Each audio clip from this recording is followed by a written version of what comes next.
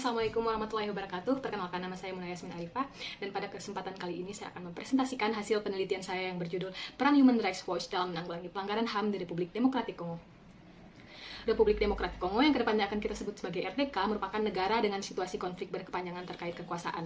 Konflik ini berawal sejak kemerdekaannya dari Prancis pada tahun 1960 dan puncaknya adalah Perang Saudara yang terjadi pada tahun 1997. Konflik berkepanjangan ini berujung pada terjadinya banyak pelanggaran HAM di RDK, seperti pembunuhan warga sipil, perekrutan tentara anak, kekerasan seksual, perbudakan, pembatasan hak bersuara, dan penangkapan sewenang-wenang.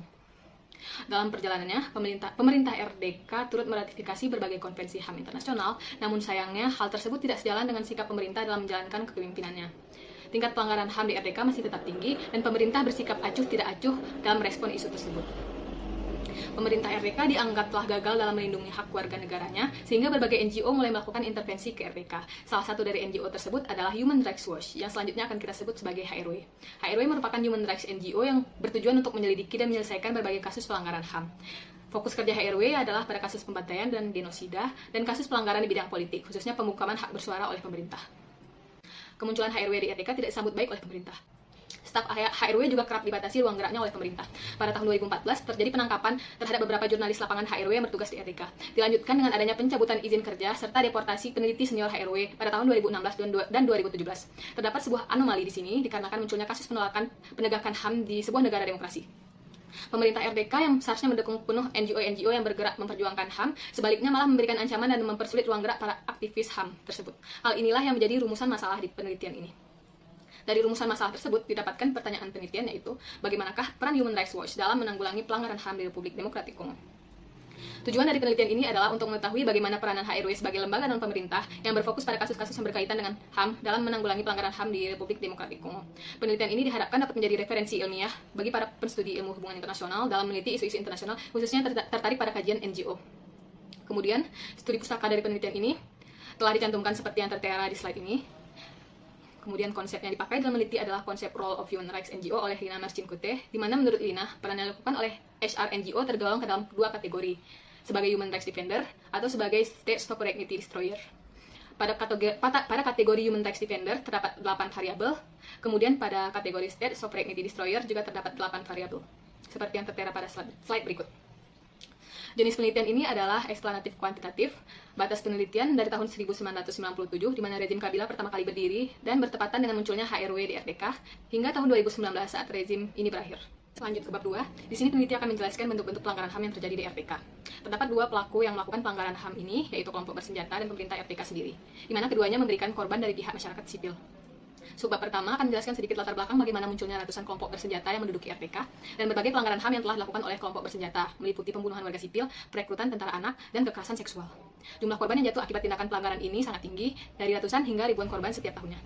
Di lain sisi, pelanggaran HAM juga dilakukan oleh pemerintah RDK seperti penangkapan tokoh oposisi, penundaan pemilihan umum, pembunuhan demonstran, dan pembatasan kebebasan bersuara. Kemudian pada bab 3, peneliti menjabarkan lebih dalam perihal profil HRW dan kiprah HRW selama meneliti di RDK. Profil HRW meliputi sejarah terbentuknya HRW, visi HRW, tahapan penyelesaian kasus, pendanaan, serta pencapaian HRW dalam perlindungan HAM di bidang internasional. Kemudian subbab selanjutnya akan menjabarkan mengenai sejarah munculnya HRW di RDK dan bentuk-bentuk perlindungan HAM yang telah diupayakan HRW selama berkiprah di RDK. Selanjutnya adalah bab 4. Beberapa program yang telah dilakukan oleh HRW selama di RDK akan dianalisis menggunakan konsep Role of Human Rights NGO oleh Lina Marcinkute. Pertama, penempatan staf Human Rights Watch di Republik Demokratik Kongo. Selama 25 tahun, HRW telah menempatkan beberapa staf yang secara khusus bekerja di RDK untuk meneliti dan menyusun laporan tahunan terkait kondisi terkini pelanggaran HAM yang terjadi di RDK. Staf ahli HRW ini diantaranya termasuk spesialis kenegaraan, pengacara, jurnalis, advokat, dan akademisi dari berbagai latar belakang dan kebangsaan. Para staf ahli ini yang melakukan pencarian fakta dan terjun langsung menyelidiki pelanggaran hak asasi manusia dan memantau kondisi hak asasi manusia di RDK. Fakta ini kemudian digunakan untuk proses advokasi dalam mempromosikan hak asasi manusia dan keadilan di RDK. Pada tahun 2019, tercatat sebanyak 5 orang staf ahli yang masih ditempatkan di RDK. Di antaranya 4 peneliti senior dan 1 orang peneliti muda, dengan bidang kerja hak anak, perempuan, serta analisa politik. Selama keadaan darurat, peneliti HRW bekerja keras dalam mendokumentasikan pelanggaran atau penyalahgunaan yang terjadi dengan secepat dan selengkap mungkin. Hal inilah yang mengharuskan peneliti untuk segera berada di lokasi dan dapat mengerahkan tenaga spesialis di negara tempat terjadinya masalah pelanggaran tersebut. Sejauh ini peran HRW dalam memantau HAM di RDK berjalan cukup efektif dengan adanya laporan rutin bulanan serta tahunan yang selalu diterbitkan oleh tim jurnalis HRW yang bertugas memantau situasi konflik di RDK. beberapa laporan HRW yang berdampak signifikan terhadap perlindungan hak asasi, diantaranya What Kabila is Hiding yang dipublikasikan pada tahun 1997, di mana laporan ini mengkonfrontasi pemerintahan rezim Presiden Kabila yang diduga melakukan pembunuhan massal untuk melanggengkan masa pemerintahannya. Laporan ini merupakan laporan pertama yang berhasil diterbitkan oleh HRW ke publik internasional setelah selama setahun melakukan pemantauan situasi HAM dan penelitian terhadap keberadaan pelanggaran HAM yang dilakukan rezim berkuasa di RPK. Pada tahun yang sama, HRW juga menerbitkan puluhan laporan terkait isu yang sama, dikarenakan banyaknya kelompok oposisi dan aktivis HAM yang ditangkap karena berseberangan pendapat dengan pemerintah. Penempatan staf permanen serta penerbitan laporan secara konsisten terkait kondisi HAM di RPK ini dapat dikategorikan ke dalam variabel peran dalam memantau situasi HAM. Kedua, menerbitkan dan menyebarluaskan laporan, berita, serta artikel terkait pelanggaran HAM. Para peneliti HRW mengungkapkan fakta pelanggaran yang terjadi di lapangan dan menyebarkan informasi pelanggaran tersebut kepada masyarakat internasional. Berbagai media telah digunakan HRW dalam menyebarluaskan informasi pelanggaran HAM di RPK, seperti laporan, berita, video, dan surat yang ditujukan kepada otoritas internasional. Laporan yang dipublikasi oleh HRW terkait kondisi RPK telah berjumlah puluhan dokumen, di mana setiap laporan berisikan bentuk-bentuk pelanggaran dan data-data serta presentasi peningkatan pelanggaran yang terjadi. Laporan ini diterbitkan setiap tahun dan dapat diakses oleh masyarakat luas. Tidak jauh berbeda dengan laporan, berita terkait pelanggaran juga kerap dipublikasi oleh tim HRW di website resmi mereka. Berita ini diterbitkan beberapa kali dalam setahun setiap terjadinya kasus yang menggemparkan terkait pelanggaran HAM di luar batas. Berita yang diterbitkan oleh HRW juga telah mencapai ratusan artikel berita, di mana beberapa di antaranya berbentuk video liputan langsung dari tempat terjadinya pelanggaran. Video-video dan berita ini dapat ditemukan di berbagai media sosial resmi HRW. Yang ketiga, melakukan lobby pada pemerintah dan otoritas internasional. Pada dimensi internal, usaha HRW dalam melobi pemerintah RDK telah dimulai sejak tahun 1997, tahun di mana RDK baru memulai kegiatannya di negara yang pada saat itu masih bernama Zaire. Pada tahun tersebut, HRW mengirimkan surat langsung kepada Presiden Laurent Kabila. Surat tersebut berisi tentang seruan HRW kepada pemerintah RDK untuk mencabut ancaman terhadap aktivis mahasiswa yang menyelenggarakan rapat umum politik di Universitas Kinshasa pada pemimpin oposisi veteran Tshisekedi. Usaha lobby dimensi internal ini terus dilakukan oleh HRW pada setiap adanya pelanggaran HAM yang terjadi di RDK, terutama yang dilakukan oleh pemerintah. Seperti lobby untuk mendorong Joseph Kabila untuk menarik kekebalan hukum bagi beberapa pemimpin kelompok bersenjata yang berulang kali melakukan tindakan pelanggaran HAM di RDK.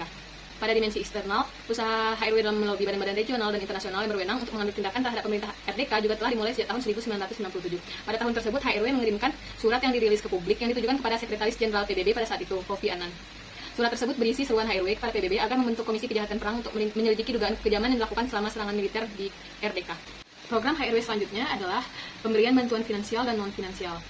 Dalam hal edukasi, sebenarnya telah banyak HRNGO selain HRW yang telah melakukan peran dalam memberikan edukasi terhadap masyarakat RDK. Salah satunya adalah organisasi Save the Children. Salah satu program yang rutin dilakukan oleh Save the Children yaitu pendidikan non-formal dan pelatihan keterampilan yang diberikan sejak tahun 2001. Sayangnya, pada evaluasi tahunan, program ini dinyatakan tidak berdampak pada penyelesaian masalah perlindungan anak-anak atau berkontribusi pada pencegahan terjadinya pelanggaran hak asasi. Misalnya, untuk gadis korban pemerkosaan, belajar menyulam atau menjahit tidak dapat melindungi dirinya maupun gadis lain dari pelecehan yang terjadi.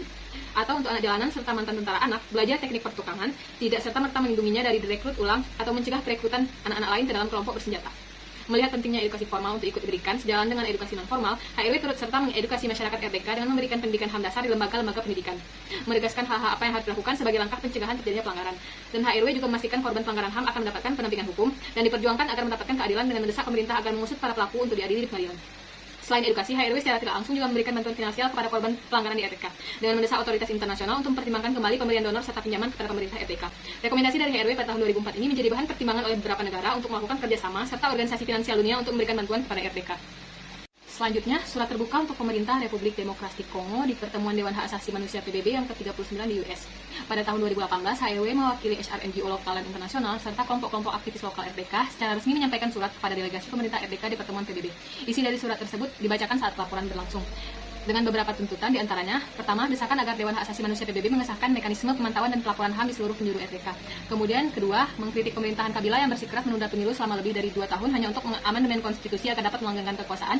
Kemudian, menghimbau pemerintah untuk berhenti memberikan ancaman kepada para demonstran yang memperjuangkan haknya, mencegah pelanggaran hak asasi manusia lebih lanjut, dan mulai mengadili setiap pihak yang terlibat pelanggaran. Kemudian, pengesahan Undang-Undang Kekerasan Seksual dan penjatuhan vonis hukuman terhadap pelaku pelanggaran HAM. Laporan pertama dari HRW tentang kekerasan seksual di RDK dipublikasikan pada tahun 2002. Laporan berjudul The War Within the War adalah hasil dari investigasi selama 3 minggu atas situasi di Provinsi Kivu Utara dan Selatan. HRW mewawancari lebih dari 50 penyintas kekerasan seksual, termasuk kerabat korban, saksi, otoritas lokal, perwakilan dari LSM dan PBB, serta petugas kesehatan. Dengan kesaksian laporan ini, HRW bertujuan untuk meminta pertanggungjawaban pemerintah atas tindakan tersebut. HRW juga mengutuk tindakan yang sangat tidak manusiawi ini dan minta dukungan dari komunitas internasional untuk menghentikan konflik ini. Hal ini lebih ditekankan dalam laporan Soldiers Who Rape, Commanders Who Condemn pada tahun 2009 yang menunjukkan bahwa pasukan nasional pemerintah Kongo merupakan salah satu kelompok pelaku terbesar yang terus menggunakan kekerasan seksual sebagai senjata perang. Sejak perang Kongo secara resmi dideklarasikan kembali pada tahun 2003. 5 tahun setelah laporan HRW tahun 2009, KTT London yang merupakan proyek yang telah berjalan selama 2 tahun, berakhir dan menghasilkan pembentukan deklarasi komitmen untuk mengakhiri kekerasan seksual dalam konflik. Pada deklarasi ini, berbagai negara Afrika ikut meratifikasi komitmen ini, termasuk RTK. Deklarasi ini juga memberikan dampak signifikan dalam internal pemerintahan RTK, di mana diadopsinya 2 pasal terkait kekerasan seksual ke dalam Undang-Undang Nasional RTK. Setelah pengesahan undang-undang tersebut, HRW kembali gencar mendesak pemerintah agar mengadili pelaku kekerasan seksual serta para pelanggar hak asasi lainnya. Bosco Ntaganda merupakan pentolan kelompok bersenjata yang berdomisili di RDK bagian timur. Selama puluhan tahun telah meneror warga sipil dengan pembantaian serta pelecehan seksual yang dilakukan oleh anggota kelompok bersenjata yang dikomandoi olehnya. Pada tahun 2008, Ntaganda melakukan penyerangan di kawasan sipil yang menewaskan 150 orang tidak bersalah. Sejak kejadian tersebut, selama 5 tahun berikutnya, tim dari HRW tidak berhenti untuk menggali berbagai data untuk bisa menjebloskan Ntaganda ke penjara. Di tahun 2012, HRW menemukan bahwasanya Ntaganda menerima dukungan dari Rwanda, dan tim HRW mempresentasikan temuan ini kepada para donor Rwanda. Beberapa donor kemudian menangguhkan bantuan mereka ke Rwanda, dan tekanan ini berperan penting dalam penyerahan Ntaganda ke Kedutaan Amerika Serikat di Kigali, ibu kota Rwanda, pada tahun 2013. Ketika kelompok pemberontaknya mulai terpecah dan Rwanda memutuskan untuk berhenti mendukungnya, Ntaganda akhirnya menyerahkan diri ke ICC. Ntaganda kemudian dibawa untuk diadili di Den Haag, di mana Anneke van Wonderberg, mantan wakil direktur Human Rights Watch Regional Afrika, turun langsung bersaksi melawan Ntaganda selama persidangan. Beliau memberikan laporan terperinci berdasarkan pekerjaan telah dilakukan tim HRW selama bertahun-tahun. Usaha dari tim HRW membuahkan hasil dengan dijatuhkannya vonis hukuman 30 tahun penjara kepada Ntaganda setelah melalui proses persidangan berkelanjutan selama 2 tahun. Ntaganda adalah orang pertama yang dihukum di ICC disebabkan oleh kejahatan kekerasan seksual yang dilakukan oleh pasukannya sendiri. Vonis ini memberikan angin segar kepada masyarakat RDK bahwa mereka yang melakukan kejahatan serius apapun posisinya tetap dapat dimintai pertanggungjawaban. Tidak ada satupun pihak yang kebal dari hukum, bahkan setelah bertahun-tahun sejak kejahatan tersebut dilakukan.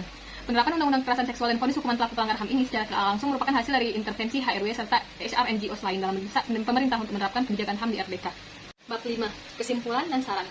Berdasarkan konsep The Roles of Human Rights NGOs, beberapa peran yang telah dilakukan oleh Human Rights Watch di Republik Demokratik Kongo antara lain adalah: pertama, HRW sebagai HR NGO telah menjalankan peran dalam memantau situasi HAM secara konsisten di RTK, dibuktikan dengan ditempatkannya staf HRW yang berada di RTK. Kedua, HRW secara berkala mengumpulkan dan menyebarluaskan informasi terkait pelanggaran HAM berupa laporan dan artikel berita. Dalam menjalankan perannya sebagai HR NGO, tim HRW terus memberikan real-time update terkait laporan dari lapangan, serta kritik dan analisa untuk membantu menginformasikan kepada publik tentang krisis yang sedang terjadi. Ketiga, HRW telah melakukan lobby dalam rangka penegakan HAM di RDK. Usaha lobby ini terbagi ke dalam 2 bentuk, yaitu lobby internal dan lobby eksternal. Keempat, HRW juga memberikan bantuan langsung terhadap korban pelanggaran HAM.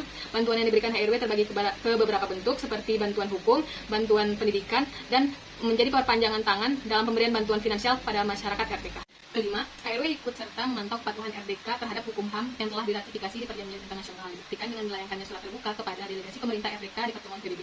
Keenam, HRW juga memberikan dampak terhadap pengambilan kebijakan di RDK dengan disahkannya Undang-Undang Kekerasan Seksual setelah dipublikasikannya laporan kekerasan seksual oleh HRW. Menurut peneliti, peran yang dilakukan oleh HRW di RDK dikategorikan sebagai human rights defender karena dari 16 variabel yang menjelaskan bentuk peranan HR NGO, HRW memiliki 4 peranan yang berorientasi sebagai human rights defender dan hanya 2 peranan yang dikategorikan sebagai state of dignity destroyer. Oleh karena itu, peneliti berkesimpulan bahwasanya Human Rights Watch berperan sebagai human rights defender dan dalam perjuangannya menanggulangi pelanggaran HAM di Republik Demokratik Kongo. Saran dari peneliti adalah, peneliti menyadari bahwa penelitian ini masih jauh dari kata sempurna. Hal ini berkaitan dengan terbatasnya informasi yang dapat dihimpun berkaitan dengan penelitian ini. Dikarenakan minimnya penelitian serupa telah melakukan penelitian lain berkaitan dengan peran HRW di RDK. Oleh karena itu, peneliti menyarankan adanya penelitian lebih khusus terkait isu tersebut. Sekian presentasi penelitian saya. Lebih dan kurang saya mohon maaf. Terima kasih atas perhatiannya. Assalamualaikum warahmatullahi wabarakatuh.